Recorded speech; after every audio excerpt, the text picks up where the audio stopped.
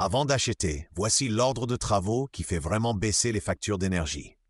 Demandez le diagnostic de performance énergétique, la classe va de A à G, et demandez aussi au moins 12 mois de facture. Si le bien est classé F ou G, un audit énergétique de vente est obligatoire et propose un parcours de travaux chiffré. Commencez par l'enveloppe, car l'isolation stoppe les pertes avant tout changement de machine. Le toit et les combles passent en premier, c'est souvent la plus grande fuite, autour d'un quart à un tiers des pertes dans une maison ancienne. Poursuivez avec les murs, puis l'étanchéité à l'air, les fenêtres viennent après, car leur gain est réel mais plus faible. Sans une bonne ventilation, l'humidité ruine l'isolation et la qualité de l'air. Calfeutrez les fuites d'air parasites autour des trappes, des coffres de volets, des prises, puis assurez un débit d'air contrôlé. Une VMC simple flux hydro-réglable convient souvent. La double flux devient pertinente dans un logement très bien isolé et étanche pour limiter les pertes liées au renouvellement d'air. Ne changez le chauffage qu'après avoir réduit les besoins, sinon le gain reste limité. Après l'isolation, une pompe à chaleur aéro fonctionne très bien avec un plancher chauffant ou des radiateurs basse température.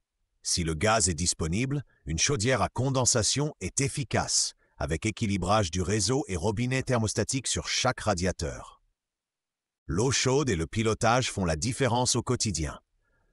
Un chauffe-eau thermodynamique consomme beaucoup moins qu'un ballon électrique classique et l'isolation des tuyaux évite des pertes inutiles.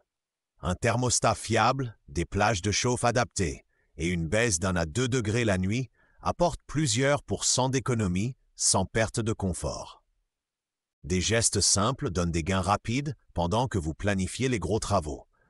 Posez des joints de bas de porte, des mousseurs, un pommeau de douche économe et remplacez les ampoules par des LED efficaces.